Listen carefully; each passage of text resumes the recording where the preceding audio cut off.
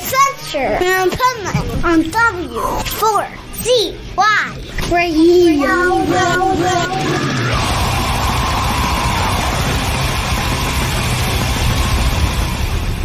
Wake up, America!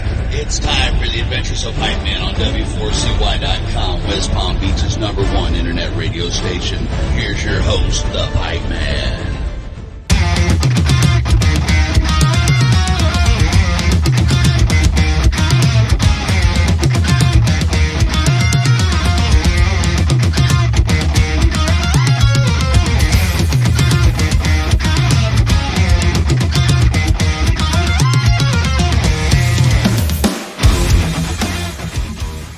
This is the Pipeman here on the Adventures Pipeman W4CY Radio.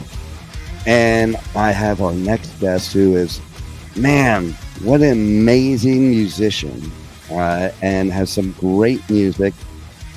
I love when you can find somebody that really, is into the art of the musicianship itself. And that's who we have here. Now, hopefully, I won't butcher his name because I totally forgot to ask before the interview, and I hate doing that. So I'm going to say Manuel Barbara. Close. It's Barbara, but my name's been butchered in more ways than you can possibly imagine. So I appreciate the effort. Right? I came close. Like the American probably couldn't even say it the right way if I tried 20 times. I'm sure you get it eventually. No doubt. So, when did this all start? Like, when did you find your passion for guitar playing and musicianship in general? That's maybe a slightly unusual story because I kind of didn't really care much about music until I was maybe 16, 17.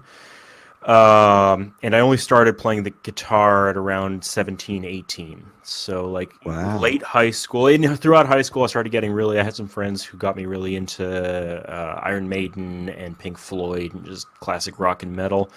And one of them played the guitar, and I was like, I want to do that.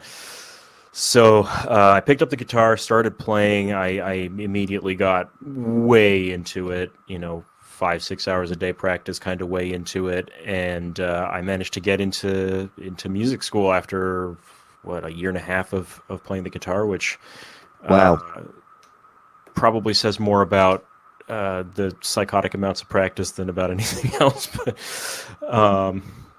that's what it takes. Yeah, it does. I mean, it takes.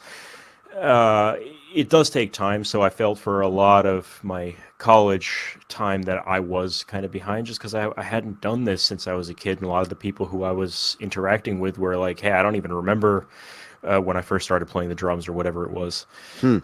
So I feel like now I am way more, I guess mature is the word as an artist than I was back then, but which is, kind of... I feel like this last EP is the best thing I've done basically ever so far because of that. And let's hope so, right? Because as you continue to make music, we should hope that it gets better and better, at least for ourselves, what we're proud of, because as a musician, you're your own worst critic. Tell me about it. So that's pretty wild. You started so late, and you are like, amazing at the guitar. Like me, I started on drums when I was a little kid, and then I wasn't good at that, and then I went to guitar, and my, lack of better way of playing it, idol at that time was, and still I think is one of the greatest guitarists ever, was Randy Rhoads. Yeah. And I remember reading that he practiced 8 hours a day. So to your point, that's what it takes. And I was like, I don't think I have 8 hours a day to learn how to play guitar. Yeah, you have that when you're 15, and you don't have that at any other point in your life, I think. I know, right? Yeah, exactly. So, it is pretty amazing that you put that kind of work into it at a time in your life probably where you had to put a lot of work in other places as well. True. But one thing I will say is that as I have grown, I think I've learned to practice a lot more efficiently. So I don't think I need 5 hours to get a good practice session in anymore. But especially when you're starting out, it's just there's no like easing into like when when I built my calluses. I was like, I want to play fast, so I just started playing a Mike Badio riff for hours until my finger started bleeding, and I was like, I don't have problems with pain anymore. I guess I'm just that kind of person. I dive in until it hurts, and then it doesn't hurt anymore. Well, there you are. You're a natural for playing guitar for sure, and you know, I'm always amazed at people like yourself. They're just so proficient, and also I gotta tell you that I love the spin, because I don't think it's a spin, and I'll say why, of metal and classical and progressive, because I've always said for years that people don't understand metal music comes from classical music. It's a derivative of. So to me, it's just normal what you're doing. Yeah, I mean, I don't think it's a spin. I don't know if I entirely agree that it comes from classical music, but I think it's like the closest that the pop tradition gets to being classical music. And I think a lot of people, when they hear, it's metal and classical, they're like, oh, Yngwie Malmsteen, or oh, it's Nightwish. You made a metal song and put some strings on top of it, and that's not what I do. Mm-hmm. I'm trained in traditional composition, especially like modern stuff, like when the composer started getting real weird with it. And I love it. And I think there's a lot to be learned harmonically in terms of song structure, in terms of just the way you're thinking about putting together a piece of music from that tradition. So what would you say is the difference, basically in how you do it or how you learn from you who is classically trained to somebody that just picks up the guitar and just starts playing?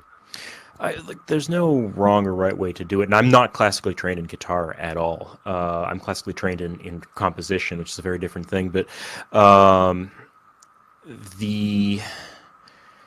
there's no right or wrong way to do it. It's just when you learn to write music in a more traditional sense, you learn a lot about thematic development. You learn all these ways to play with notes that you might not come up with if you were just and people do, like the Periphery guys come up with this stuff all the time, just kind of intuitively.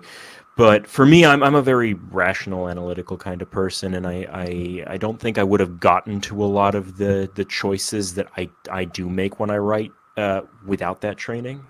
Mm-hmm. So I think it just boils down to how you need to internalize these ideas. There you go.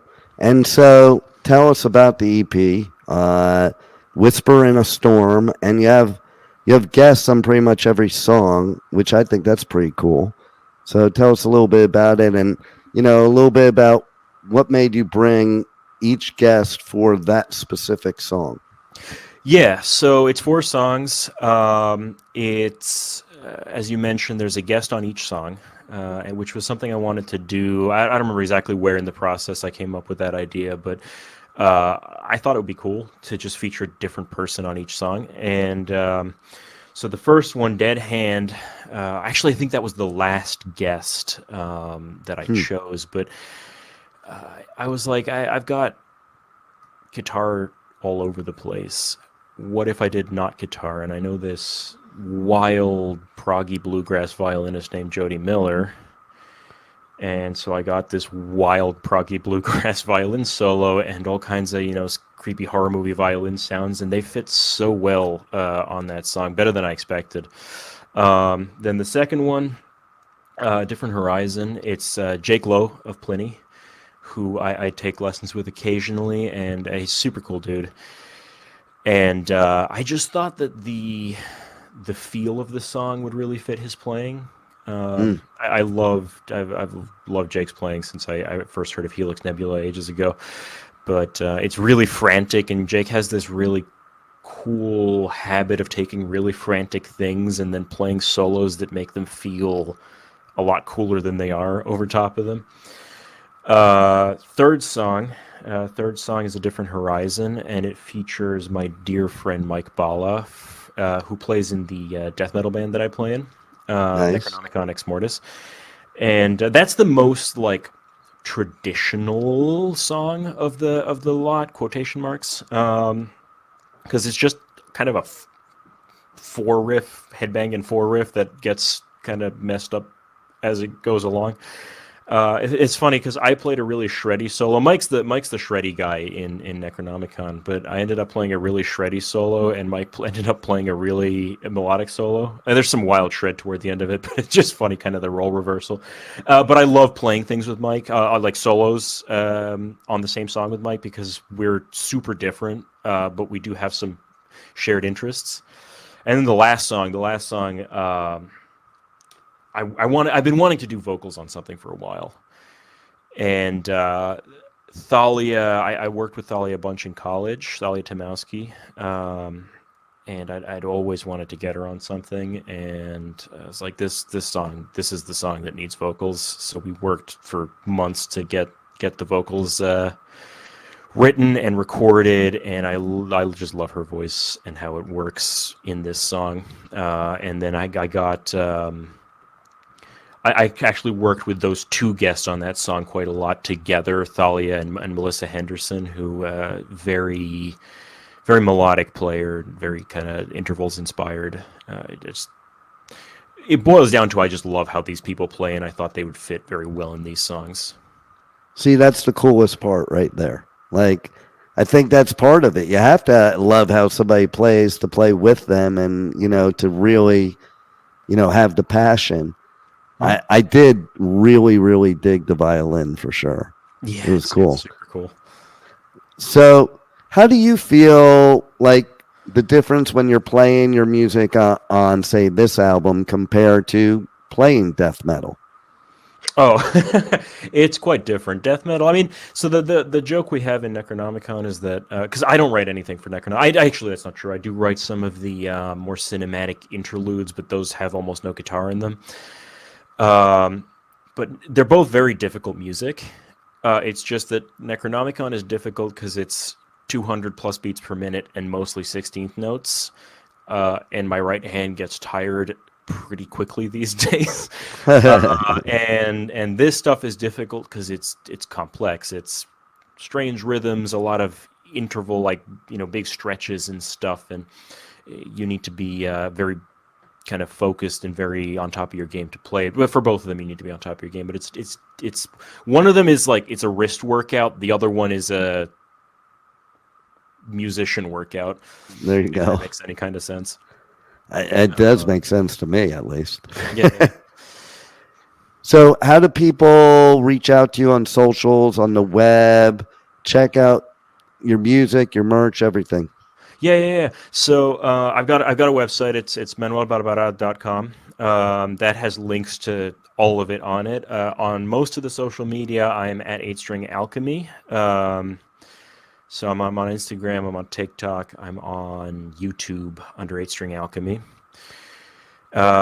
Then merch is something I'm still working on. I'm intending to get some of that done hopefully soon. We will see, but whenever that happens, it'll probably be up on my Bandcamp, which is what's the link again? It's on my website. Go find it there.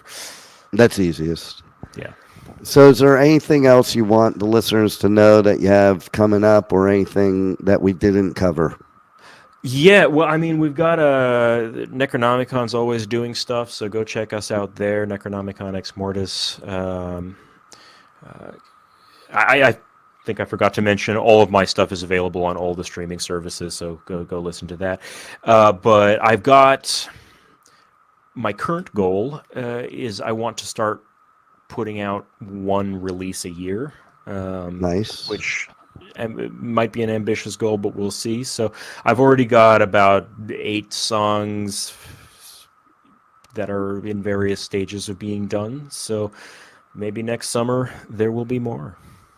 I love it, and I hope to see a lot more, because you are definitely badass for sure.